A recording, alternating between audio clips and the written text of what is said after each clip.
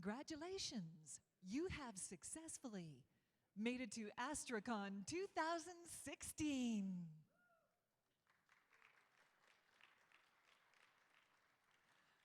Please welcome your host, Worldwide Community Director for the Asterisk Project, and an all-around fantastic guy, David Duffett. She's got a ticket to ride. She's got a ticket to ride. Good morning. You have to try that thing again, don't you? So, good morning. Oh, great. How are you all doing? Yeah, excellent. Well, thank you very, very much for coming along to AstriCon 2016. We're very, very excited to have you along to what promises to be an amazing thing for Asterisk people. You know, when you're in the world of telephony and you try to explain to normal people what you do, and they don't really get it, do they? Well, you're here amongst friends. It's almost like a little self-help group, isn't it? You've got other people that will understand you here. And Asterisk has been around 17 years, and it's very, very gratifying to see things continuing in the way that they are. Yesterday, in the Asterisk from Scratch track, there was well over 50 new people wanting to learn all about Asterisk, which was nice. And so many things have happened over that 17 years. I mean, for instance, did you realise that with the latest firmware, a Polycom phone will now reboot within the lifetime of an average person? Which, you know, I mean, that is an advance in itself, isn't it? Lots of other things have happened, and as you know, Asterisk was key and helpful in the development of SIP as a de facto standard. Asterisk has also been helpful in the adoption of WebRTC, and of course, these days, Asterisk gets into the IoT space as well. And we've got a keynote for that tomorrow, and you'll hear more about that tomorrow, but we've got a great keynote this morning as well that Danny is going to introduce. Could I just have my little list of things slide up, please? Yeah, I just want to tell you about a few different things. Number one is the Shed application. If you go to astricon2016.shed.com, that is where you will get all the latest information about what's on the schedule. And compared to your lovely show guide, there are just a few changes I wanted to highlight. We've had a couple of speakers not been able to come, one of which was due to a bit of a death in the family, so you know we have to excuse those things, but there are some changes, and I'd just like to highlight those to you. The first one of those is this morning at 10:45 in the Integrations and Interfaces track. It was going to be about social machines by Pete Semmelhack. That is now going to be integrating APIs with Asterisk through adhesion by Luca. And thank you very much, Luca. I'm not going to attempt your surname because I know I'll mess it up. But Luca will be delivering that talk. This is all on Shed, by the way. And Shed is not only going to tell you what's going on where, but it's also the key application for you to give us your feedback as well. You can tell us what you think about each session. And we're very, very keen to get your feedback. The next change is over on Business and Case Studies, also at 10:45 this morning. There was a TBD, and that one is now Finding the Real Value in WebRTC by Chad Hart from Voxbone. So we're excited about that one. And then tomorrow, the two changes on Service Providers and Infrastructure at 10:45. There seems to be like a 10:45 theme going here. That was also a TBD, and that is ably going to be delivered by Sean McCord. Thank you very much, Sean. And that's VoIP and Kubernetes, or Kubernetes. Not sure whether I pronounced that correctly. And then the last one, 2:20 to 3:05 tomorrow in Integrations and Interfaces. That was going to be about Intelligent Knowledge Assistant, but that's going to be Ben Klang now, and he's going to be talking about speech technology in that section. So some great sessions for you to latch on to. I also wanted to tell you that lunch and all breaks are in the expo hall down at the end, so you can get the food and drink down there and then walk it all off by casually going around the expo hall and saying hello to all the folk down there. I also want to highlight that Jim Dixon, or Dude as he's sometimes known, is there with his Museum of Telephony Curiosities, and you can drop by and say hello and call him Dude, and he'll call you Dude, and it'll be great. Can we just go back to that schedule part, please? Oh, okay, sorry, yeah. So it's shed.org, is it? Oh, okay, so it's astricon2016.shed.org. Lunch and breaks in the expo hall, as we said, and also the dangerous demos. Now, it's been a big build-up to this year.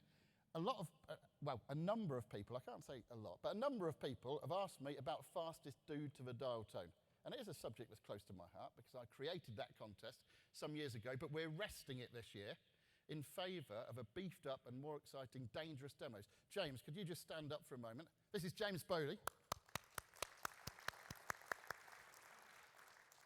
And here's the person to make your way to if you want to step up to the plate and do a dangerous demo.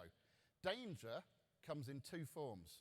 It's either the danger of your demo not quite working, and that's the spectacular crash and burn prize that gets allocated, or it's the physical danger, and we introduced this ever since Ben Clang did a demo, which I think was an Asterisk-based missile launcher, where when he actually enabled it, you had to kind of duck out of the way. So there's two types of danger. But see, James, if you want to step up, not only are the very reputable prizes of the little laser glass awards available, but also there's some Bose headphones, some Bluetooth speakers, and so there's some great prizes available. And then the last thing I wanted to talk to you about is the happy hour. And by the way, the dangerous demos and the happy hour are all taking place in this very room. The happy hour bars will be at the back. There'll be, unbelievably, a demonstration of acrobatics and a bit of juggling here on this very stage by a couple of Asterisk community members, and we're looking forward to that, and that will be just ahead of the dangerous demos. So I hope you're all excited and pumped all about that, and I hope you'll make your way to James to register for a dangerous demo. I believe you've got 3 or 4 spaces left if people, 4 or 5 spaces if people want to step up and win a prize there. Okay, I won't go on any further. I would love to introduce to you Mr. Danny Wyndham, the CTO of Digium.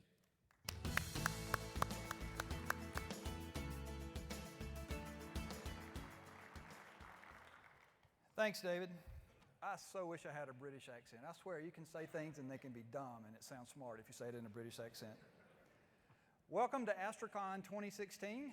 We have a wonderful conference scheduled for you. AstriCon really is the world's premier conference for all things Asterisk. Over the next 2 days, you have a great opportunity. You have an opportunity to attend almost 60 sessions, have an opportunity to interact with a number of the companies that are key in the Asterisk ecosystem. You have an opportunity to meet some of the luminaries in the Asterisk community. So I highly encourage you to take advantage of those opportunities. I want to give a big shout out and thanks to the Digium and TMC teams who have been working tirelessly behind the scenes for the last few months to ensure that this conference turns out to be a wonderful thing for you to attend. I'm interested in doing a little bit of audience polling. How many of you are attending AstriCon for the very first time? Show of hands. Wow. How many of you were at AstriCon last year? How many of you have attended at least 5 AstriCons? Wow. How many of you have been at each and every AstriCon?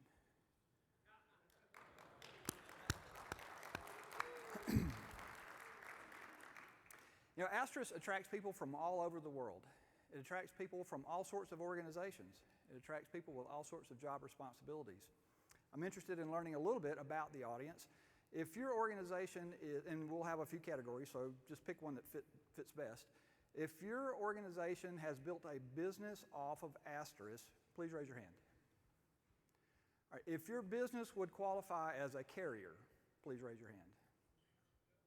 All right, that's maybe 15%.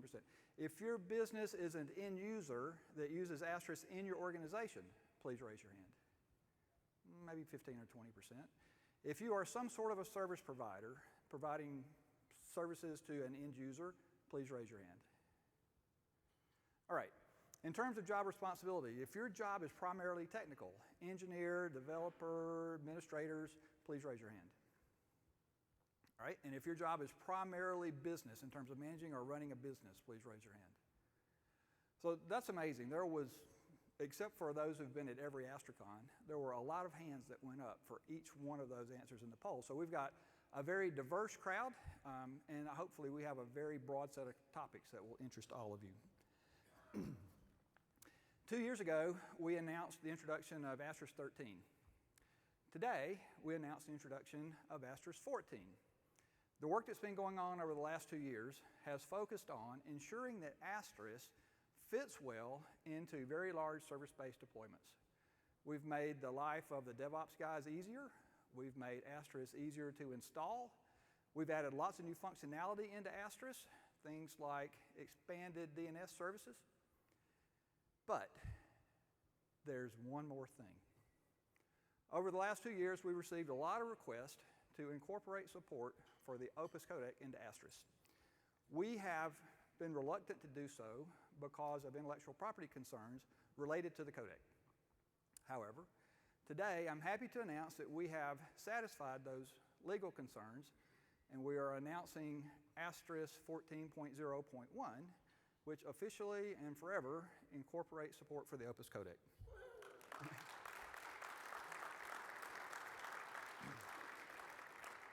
Opus is the codec that's used by millions of web browsers for WebRTC-oriented communications, and its claim to fame is that it provides really great audio quality, even in the presence of very poor network conditions. So, while that's great news, in the spirit of open disclosure, the way we have gotten around the legal concerns is we're distributing Opus as a binary, not as source. However, it's not like other binaries that have been distributed. It doesn't require any registration or special keys. It's not tied to a single server. It'll even be available to be built in Astris, so you don't have to download it later. So that's great news, and congrats to all of the team members who have worked over the last 2 years to resolve the Opus question in a fashion that I think is going to work for everyone. Today, we're very fortunate to have Bill Ledingham. Bill is Chief Technical Officer and Executive Vice President of Engineering for Black Duck Software. Black Duck is the industry's leader in products and solutions which help companies understand how to take advantage of and utilize open source, either in their company or as a manufacturer or supplier of open source related software. He's also a partner at Converge Venture Partners, where he actively works with a number of early stage companies. He's a veteran of the voice industry. He was a member of the founding team and an executive team at SpeechWorks. SpeechWorks was a speech-based solutions company that went public in the year 2000. It's now part of Nuance. He's also been on the founding team of other companies in the area of virtualization and information securities. He holds a BS in electrical engineering from Stanford, an MS in industrial engineering from Stanford, and an MBA from Harvard. Clearly an overachiever on all categories. Please welcome to the stage, Bill Ledingham.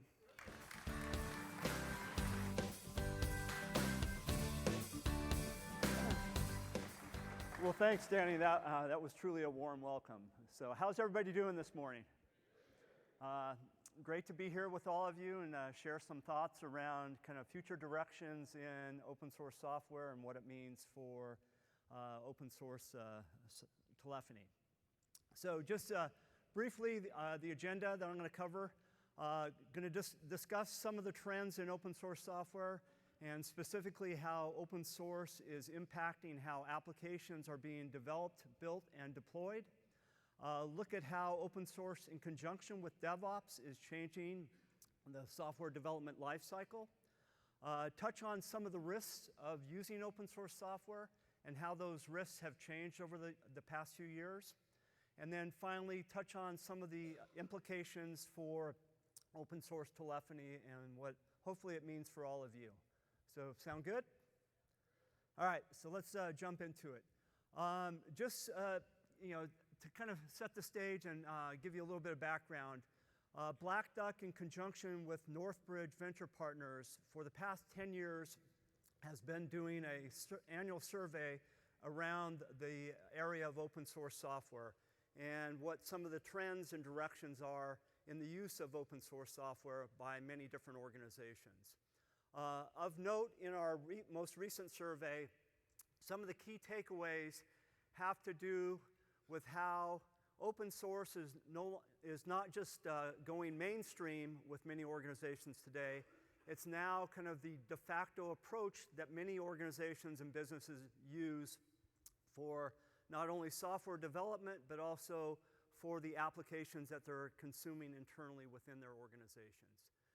Many organizations have adopted an open source first policy, where they first check to see if there's an open source solution for the particular functionality that they are looking to enable either within their product or within their organization. Truly over the last 10 years, it's gone from kind of a niche use in a lot of areas to now being mainstream and being really, as I mentioned, the de facto choice for how organizations are rolling out new capabilities and services. Obviously, to all of you, the benefits of open source are pretty clear at this point. Clearly, it helps reduce development costs. It helps focus developers on the key value-add functionality within the products that are developing. Why rebuild things from scratch if there's already functionality that achieves what they're trying to do? And then obviously accelerating the time to market for that new functionality. What's been interesting also over the past couple of years, we've seen a real change in terms of how enterprises are engaging with the open source community. There's been a move from being simply consumers of open source to now looking at how open source is now much more strategic for these organizations and how they can actually give back to the open source community. Many large companies are now allocating a bunch of time from their development teams to contribute back to various open source projects, especially those projects that they deem critical to the direction of the company going forward. In terms of the content of open source within a number of products and applications, here again we're seeing dramatic growth in terms of how the open source is increasingly a larger and larger percent of the application that's being delivered. In a lot of new applications we've seen rolled out over the past few years, the open source content is up to 90% of the total software within an application. So think of it as open source components with a little bit of proprietary glue code on top, and that really comprises the application or service that these companies are rolling out. At Black Duck, we track a lot of the open source that's out there. In conjunction with the growing use of open source within a lot of companies, we're also seeing a dramatic increase in terms of the number of open source projects out there and the number of communities and developers that are contributing to the open source. Right now, we're tracking more than 1.5 million open source projects, of which I'd say probably 500,000 are fairly popular, fairly well-used projects. So continued growth in terms of just the amount of open source that's out there. Today, we're monitoring over 8,500 websites that contain open source software. Looking across all of those different open source projects, there's more than 2,400 different license types in use today. I think a lot of the drivers in terms of growth around open source have to do with some of the more permissive license types that we're seeing out there. So historically, GPL and some of the more restrictive licenses scared a lot of organizations away from incorporating open source into their products. But really, with the advent of more permissive licenses, you've seen organizations now start to embrace open source with less concerns around what that means from an intellectual property perspective. Also looking out at kind of all the different buzzwords around the different technology stacks that are being widely talked about and discussed today. Open source is playing a key role, not just in terms of web applications and services, but in terms of cloud deployment platforms, mobile applications. In the area of containers, Docker has been one of the fastest growing open source projects since its release about 2.5 years ago now. Over 3/4 of the Fortune 500 are now, at a minimum, playing around with containers and looking at how containers can play a role in terms of how they're deploying applications going forward. And then other open source projects like Kubernetes, technology that was developed by Google and now being released as open source, also plays a role in terms of orchestration of containers and how these containers get managed and deployed across an organization. IoT was mentioned briefly. IoT is another big space where we're seeing a number of open source projects driving a lot of the innovation around that. Big data, obviously. Historically, there have been a number of open source databases out there. Now, with the advent of big data, analytics, etc., we're also seeing open source play a key role there. Technologies like Hadoop, Apache Storm, etc., as a way of automating the process of looking at how data is consumed, analyzed, and processed within an organization.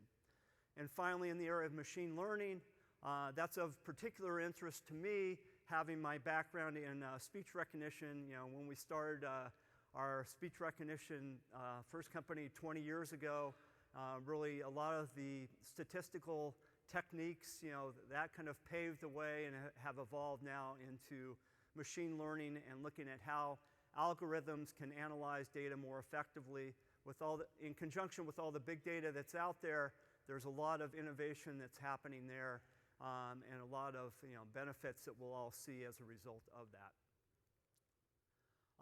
Turning to how DevOps is playing a role in conjunction with open source. Open source is being widely used at a number of different stages of the software development lifecycle, everything from the source code management system all the way through deploying into production environments. Many organizations view this as what's known as a continuous integration, continuous deployment type of pipeline these days. It starts with developers checking in new code into the software code management system. With that check-in, a new build of the software is automatically kicked off by a number of these continuous integration tools that are now available in the market. The continuous integration tool will first look to see what are the binary dependencies that exist within that application. So that's another kind of area that we're seeing a lot of growth in, is what's known as package managers, or think of a package manager as a source for pre-built open source components that are out there on the web. So around a number of different popular languages, Ruby, Node, etc., there exist package managers where the open source components have already been compiled and are ready to use as binaries. And then developers simply specify those binaries as dependencies within their application. And then as part of the build process, the CI tool will go and first look to see if that binary exists within the local binary repo, or if it doesn't exist there, those binary repos will then proxy some of these package managers to go out and fetch the package or the binary that is needed by the application. Then once the application, the new release has been built, it itself is checked typically into the binary repo, packaged up, and then tested and then eventually deployed. So another big change that we're seeing is this notion of no longer having development build something, then throw it over the fence to QA, who then spends a lot of time testing and then throws it over the fence to operations to actually roll out into production. Really the goal of this whole pipeline is to make this seamless from development into production. And so a key aspect is, as part of this build process, the product is being automatically tested by a range of automated tests.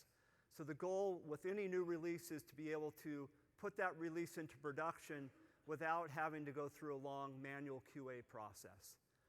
So this is greatly shortening the time between new functionality getting checked in by the developer and seeing that functionality being rolled out into the production. Frankly, looking back, a lot of these notions and concepts around DevOps are nothing new. A lot of it is borrowed essentially from best practices in manufacturing. If you look at how manufacturing has evolved over the last 20 years with concepts like total quality management, lean manufacturing, etc., a lot of those same concepts are now being applied to the software development lifecycle and DevOps.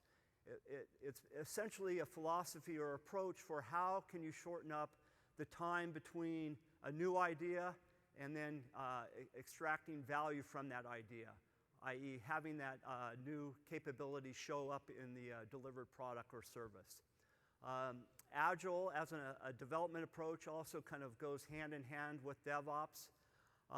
It's important to know that DevOps is not something you buy per se. It's really a philosophy or an approach to how you do software development. So typically, an investment in DevOps is an investment in people and tools to help facilitate the development lifecycle. So it's training for the engineers, hiring build engineers that can integrate these various tools, and then rolling all these capabilities out across the development lifecycle. So I don't know about you, but as I get older, it seems like developers get younger and younger each year. And a lot of these young developers are obviously well-versed in open source, and that's kind of their go-to as they approach any new product that they're working on. So they really try to start with open source first, look at how they can assemble different open source components, and then hopefully write as little proprietary code as possible to tie it all together. So going hand in hand with this kind of manufacturing-based approach to software, the software is really being assembled in essence through more or less a supply chain where you take the different assemblies, glue them together, and that becomes your product or service. So open source is really the building blocks for a lot of these applications and services. Another key is not having a monolithic application. It becomes much easier to test each of these components and subcomponents, and then to also iterate the functionality within these components. So it's easier to maintain, easier to support over time as well. Really, the next wave that we see beyond kind of the componentization of using open source components is now looking at concepts such as microservices and containers for deploying those microservices. So microservices really extend this componentization one step further and look at how you can kind of carve up and re-architect an application into a set of services that can be leveraged to provide all the necessary functionality. Here again, it's much easier then to iterate each one of these services. It's a standalone capability. It's easier to test and maintain over the life cycle of the application. And then with containers, this really becomes, in essence, a delivery mechanism for how the software development team can package up the necessary components of an application and hand that off to operations and have it smoothly rolled out into production. So trying to minimize some of the configuration that has historically gone into deploying an application. So having to worry about all the system requirements, the other software dependencies, etc. By having everything prepackaged into a container, it's much easier to roll that from one organization to the next. Another key trend that we're seeing in the area of containers is kind of the notion of a stripped-down version of the operating system. So rather than having this bloated operating system that forms the basis for a container, you really strip down the operating system to the essentials that the application needs in order to work and roll out into production. So kind of think of containers also as the next wave of virtualization technology, where virtualization sought to carve up a physical machine into multiple virtual machines. Containers are the next wave in terms of simplifying those virtual machines into a container that has everything the application needs in order to run. Likewise, similar to the growth in open source software, we're also seeing an explosion in open source services. So a number of companies are now making these microservices or these web services available through APIs that can be leveraged by other applications. So everyone from Google to Facebook to other providers, they're making a number of services available as APIs that can be then leveraged by other applications.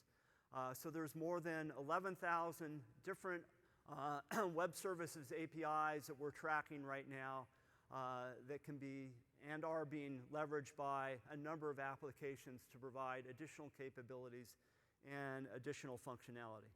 So you can see within the telephony space, there's about 270 APIs available that companies have offered to the market as kind of, in essence, open source APIs that can be leveraged by other applications.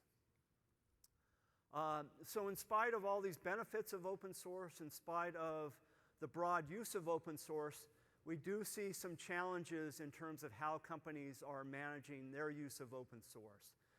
So unfortunately, it's not all a rosy picture out there in the world of open source.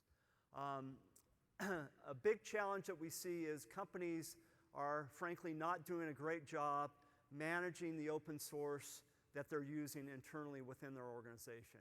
They really don't have a good handle on what open source they're using, and then as a result, there's various challenges around concerns with security, vulnerabilities that may exist in the open source, etc.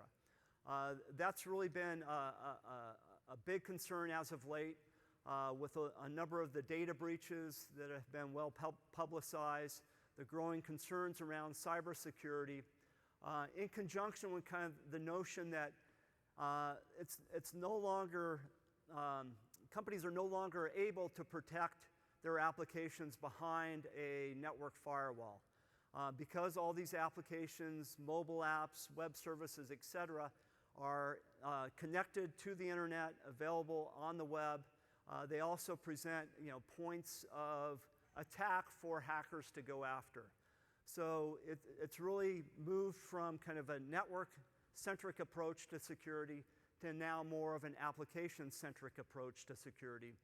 Hence, knowing and fixing any vulnerabilities that exist in the application becomes more and more important.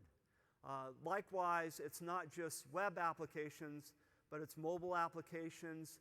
It is applications in cars and medical devices, all of which are using more and more open source, all of which are now interconnected or connected to the internet and therefore susceptible to hackers potentially targeting vulnerabilities in those applications. So how many of you have heard of Heartbleed at this point? Smattering of hands, half the people. So Heartbleed was a vulnerability in OpenSSL, a widely used open source component, first disclosed about 2.5 years ago. This was really kind of the first vulnerability in open source that was well publicized and brought the issue to light for a number of organizations. So we saw a bunch of companies scramble to first identify, are we impacted by this vulnerability? If so, where? And because of the fact that they weren't really doing a good job keeping track of the open source that they're using, it took a lot of companies literally weeks, months, or even in some cases years to find out whether or not they were impacted by the Heartbleed vulnerability. And in fact, even today, 2.5 years later, we still see a number of web applications that have yet to be patched for the Heartbleed vulnerability. In addition, since Heartbleed, there's been close to 50 additional vulnerabilities disclosed just within OpenSSL. So as more security researchers start to pore over the code, they're finding additional vulnerabilities that now need to be taken care of, need to be remediated, etc.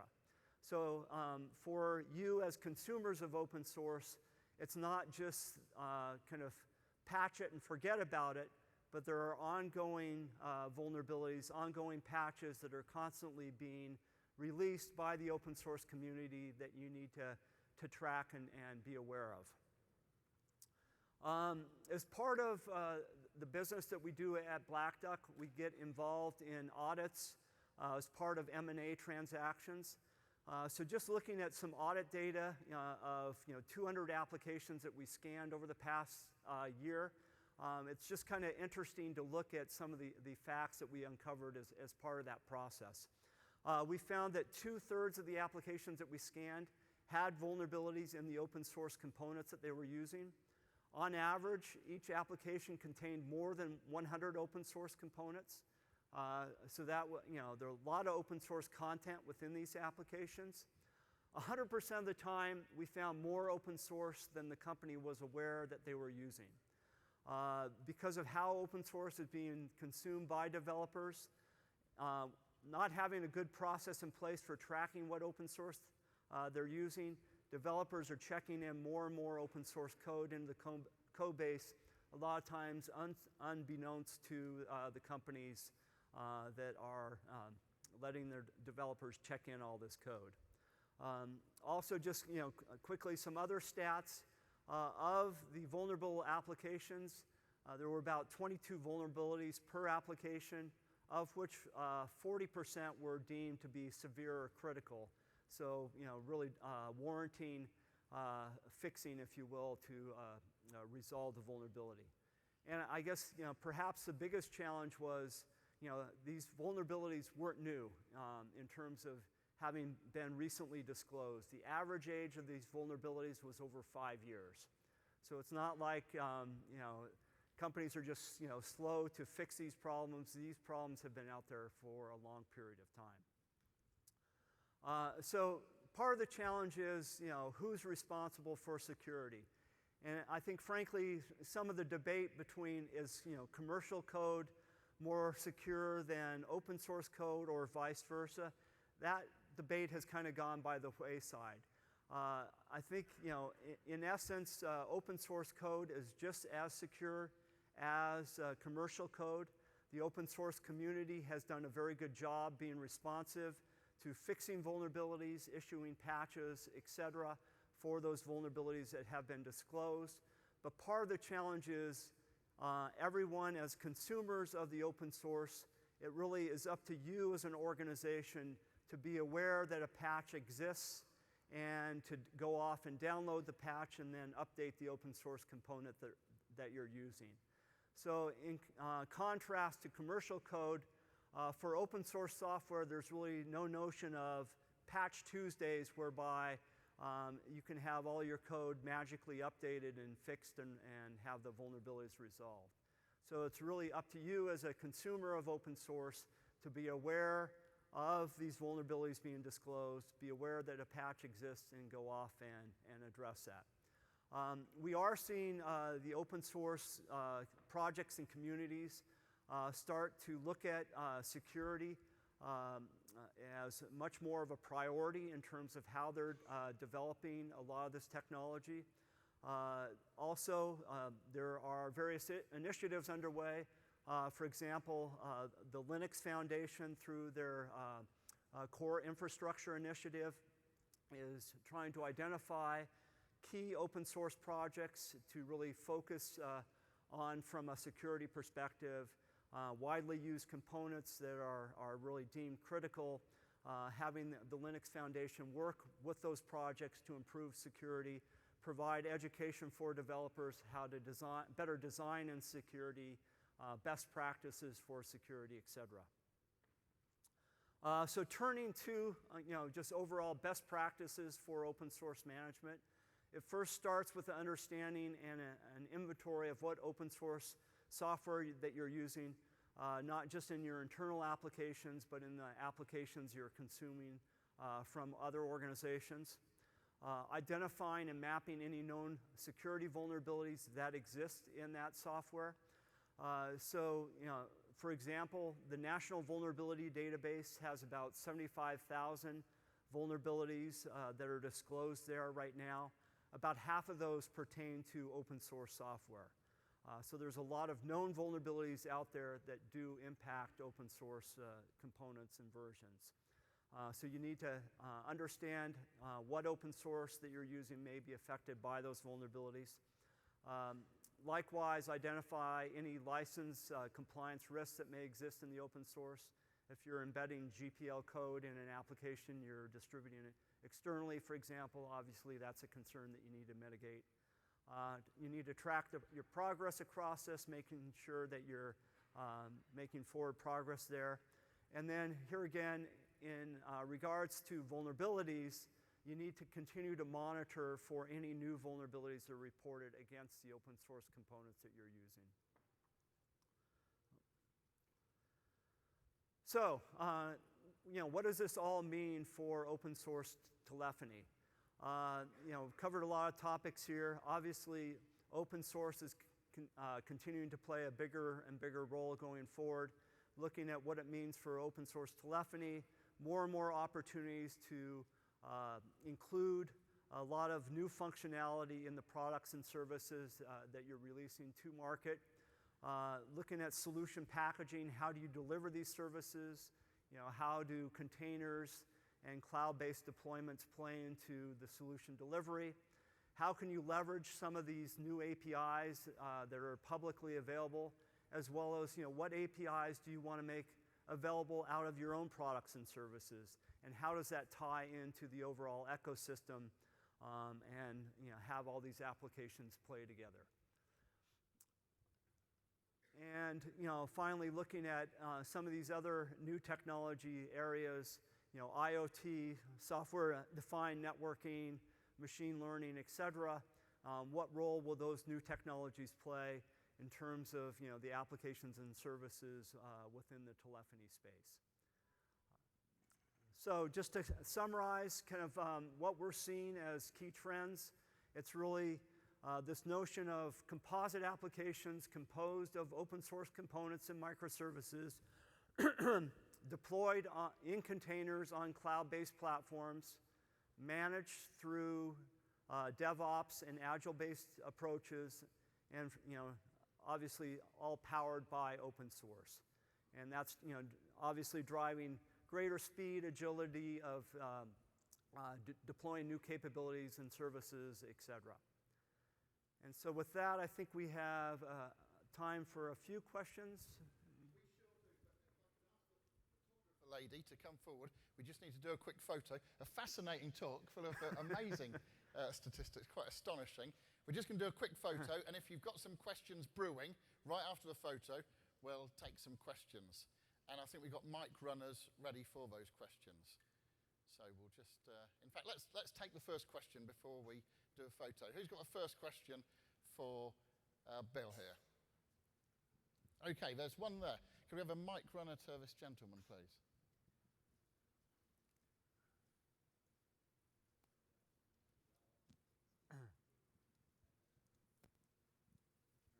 Thank you. I love open source, and I see the place in the world. How do we raise more awareness and reduce the fear that, oh, if I use open source, I'm going to get into trouble? We all know that there is an inherent risk as far as security and the vulnerabilities you spoke about. I inherently feel safer, though held by the throat when I use commercial software, because I have to do it their way. If I do open source, I usually have availability to a lot more methods of solving an issue, but I need to stay on top of the security, and I don't know if the authors are keeping on top of it.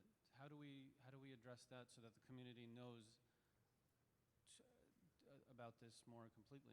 Yeah, so I think in general, the open source projects, the authors, the contributors are doing a pretty good job staying on top of vulnerabilities.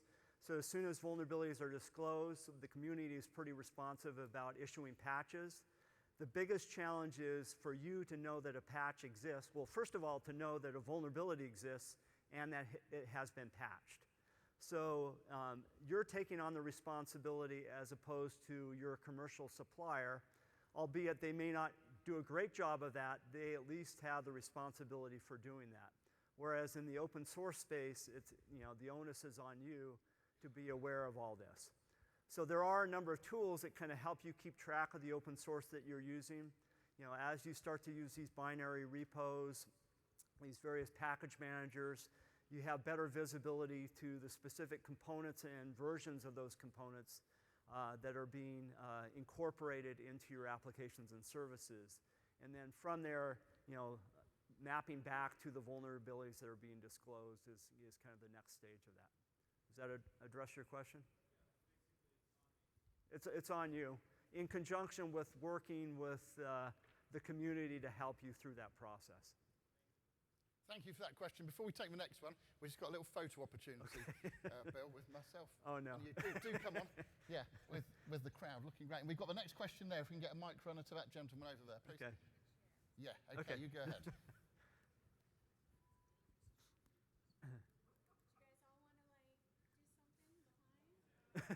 to do something behind?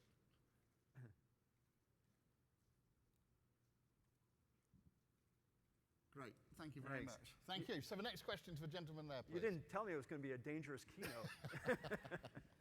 Okay, so earlier you said that you had done a lot of looking at different open source projects. You'd identified containers and microservices as a current trend. Are there any smaller trends that you think have the potential to become the next container microservices that you're seeing start to happen? Great question. Not off of top of mind and kind of the next emerging one. We do kind of, each year we do our Rookies of the Year in terms of new open source projects that have the potential to be kind of the next big project. Out of the current Rookies of the Year, I don't see any per se that have kind of the impact that, say, Docker and Kubernetes and some of these other projects have had recently. But just, in terms of kind of, the UI frameworks that are out there, the back-end web services, just, more and more ongoing development in those areas are facilitating a lot of new capabilities. Great. Okay. Thank you, Bill. Any more questions here? Okay, I want to say what I always say at an AstriCon, and that is when you're checking out which sessions to attend, please do not go on the track title alone, like service provider and infrastructure. Make sure you read the description of the actual talk you're going to attend. We get such a diversity of contributions from the community, but it's sometimes difficult to categorize them. So you might find the odd one that doesn't perfectly fit in the track. So please make sure you do that. That's all on Shed, of course. Make sure you give feedback from Shed as well. But let's finish off by saying a very, very big thank you to Bill. Thank you very much. Thanks.